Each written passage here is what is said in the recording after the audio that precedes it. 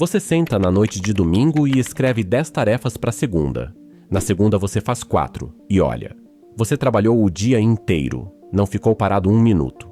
Mesmo assim, vai dormir com aquele peso de quem ficou devendo alguma coisa. E na terça, você escreve 10 de novo, porque no fundo você acha que o problema é que você não se cobra o suficiente. E se a sua lista estiver errada em vez de você? Nos próximos minutos, você vai entender por que a sua lista falha quase todo dia e por que ela falha na vida de praticamente todo mundo que faz uma lista, inclusive de gente muito mais organizada que você. Você vai poder largar essa culpa que te encontra toda noite, porque ela nunca foi prova de preguiça. Ela é o resultado de uma conta mal feita lá no começo do dia. E você vai sair daqui com um jeito prático de montar o seu dia para concluir mais coisas se cobrando menos, o que parece contraditório e não é. E se você quer terminar o dia com a sensação de dever cumprido, em vez daquele saldo devedor que nunca zera, já deixa o like e se inscreve no canal para evoluir comigo. E não para guardar mais um vídeo de produtividade que você assiste hoje e esquece antes da próxima segunda-feira. Bora!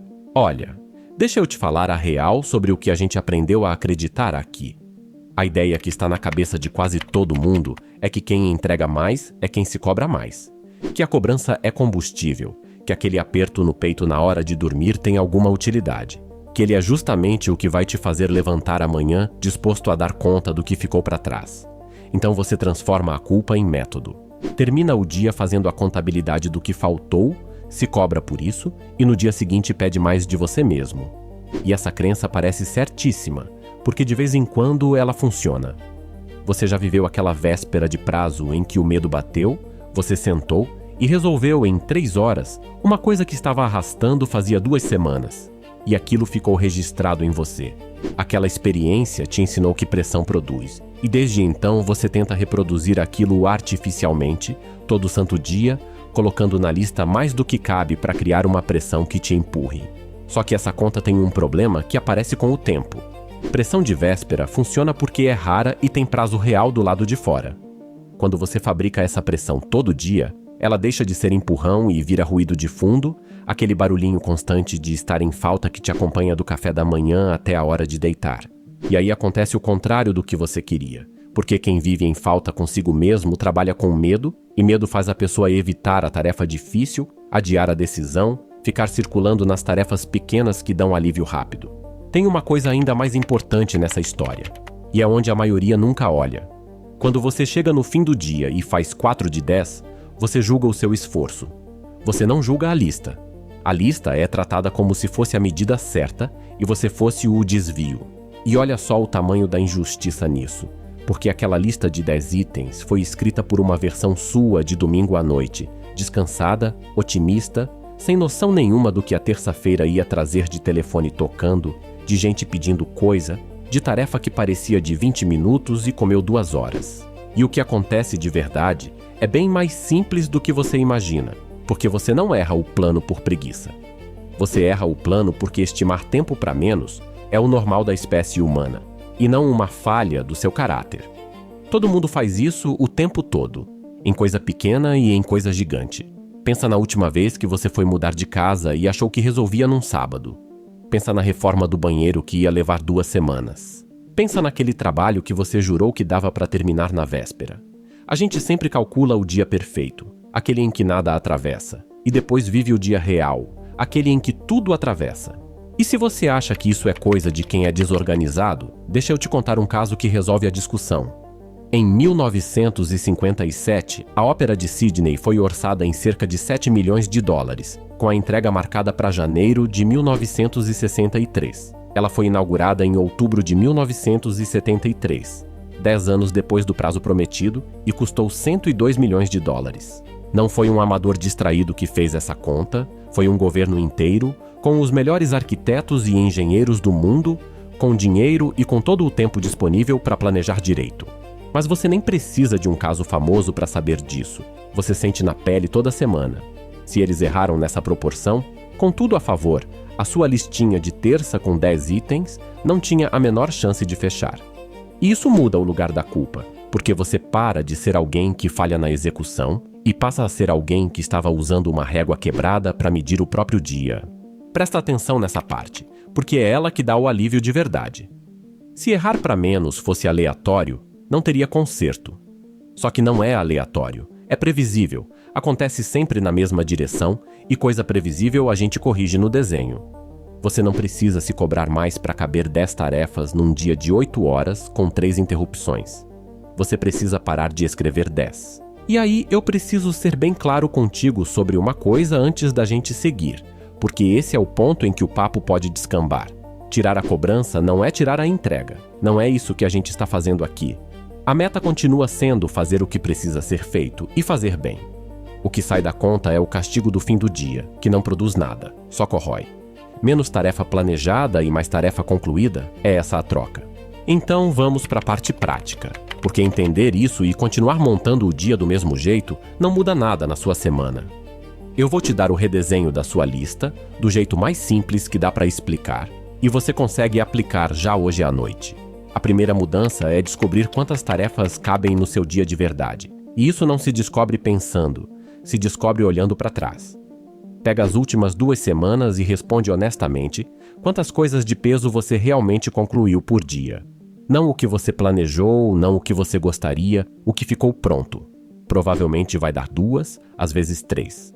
Esse número não é uma vergonha, é o seu dado real. É a sua capacidade medida na vida como ela é, com trânsito, com reunião que estourou, com o filho que ficou em casa. E o seu novo teto é esse número, não a sua ambição de domingo.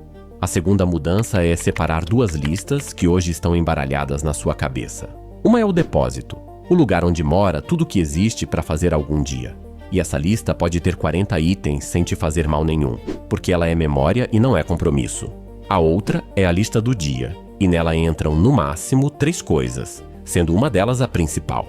A confusão entre as duas é o que gera aquele aperto, porque você acorda olhando para um depósito de 40 itens e o seu corpo entende aquilo como a tarefa de hoje. A terceira mudança é escolher a tarefa principal antes de qualquer outra coisa e escolher com sinceridade. É aquela que, se estiver feita às 6 da tarde, faz o dia ter valido, mesmo que o resto tenha ficado pela metade. Normalmente ela é a mais difícil, a que você vem empurrando, a que dá aquele frio na barriga. E é exatamente por isso que ela precisa vir no começo do dia, enquanto você ainda tem cabeça inteira, e não sobrar para o fim da tarde, quando você já gastou tudo respondendo mensagem. A quarta mudança é a que quase ninguém faz, e é reservar espaço para o imprevisto. Você monta o dia como se ele fosse ser 8 horas de trabalho limpo, e nunca é. Então deixa 1/3 do seu dia livre de propósito, sem tarefa marcada, tratando o imprevisto como item fixo da sua agenda e não como exceção que estraga o planejamento. Aquele bloco vazio não é preguiça, é a folga que absorve a reunião que atrasou e a coisa urgente que aparece. E no dia raro em que nada atravessar, você ganha um presente, adianta alguma coisa e sai mais cedo. A quinta mudança é estimar o tempo e depois somar folga.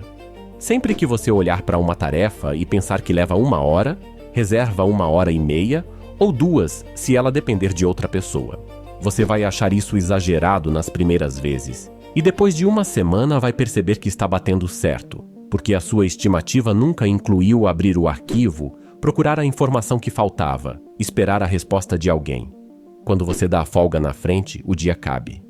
Quando você não dá, tudo o que atrasa empurra o resto e você termina a noite com a sensação de que falhou, quando na verdade só calculou apertado.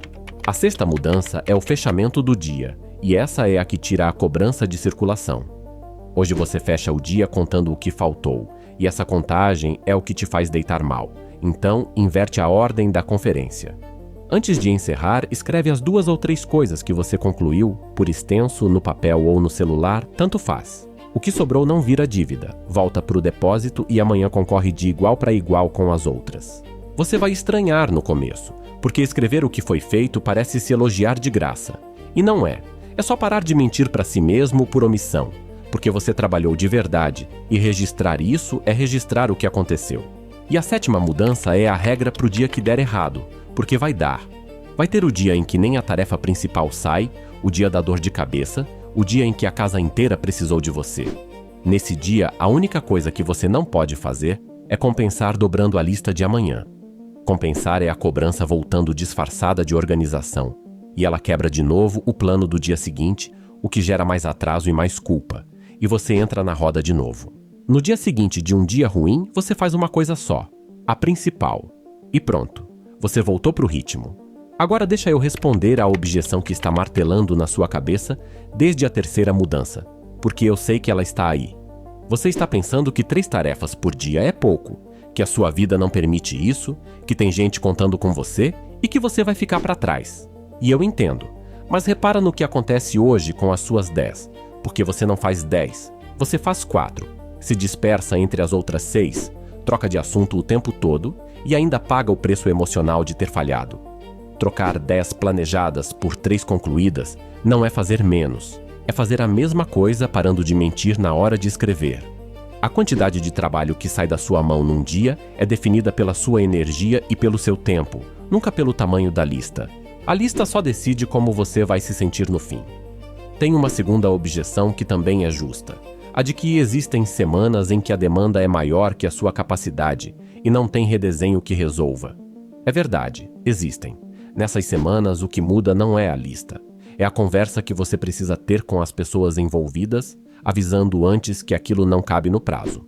Avisar com antecedência é uma atitude profissional, enquanto prometer tudo, se cobrar em silêncio e entregar atrasado é o caminho que a gente costuma escolher, justamente por medo de decepcionar, e que acaba decepcionando muito mais.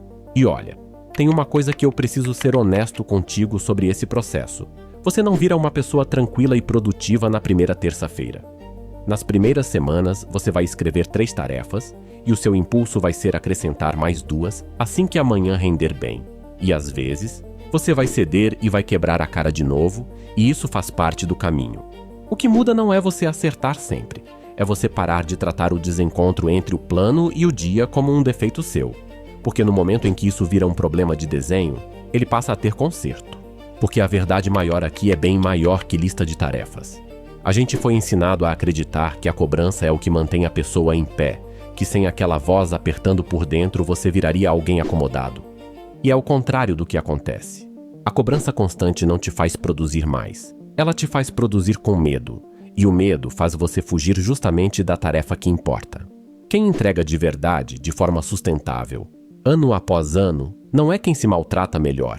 É quem aprendeu a fazer uma conta honesta do próprio dia e a cumprir o que prometeu para si mesmo. Você não é ruim de planejar, você é humano de planejar. Igual a todo mundo que já colocou uma data em alguma coisa neste mundo.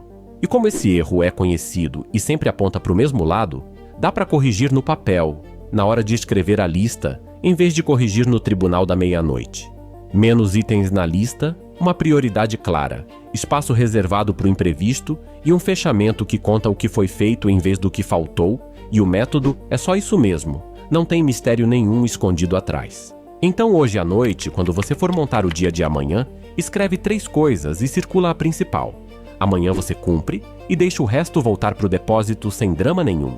Agora me conta aqui nos comentários quantas tarefas você costuma colocar na lista e quantas você realmente termina, escreve os 2 números, porque ver essa distância escrita já é meio caminho para corrigir ela. Se esse vídeo tirou um pouco de peso das suas costas, deixa o like e se inscreve no canal, que aqui a gente segue nesse caminho junto, um dia bem desenhado de cada vez.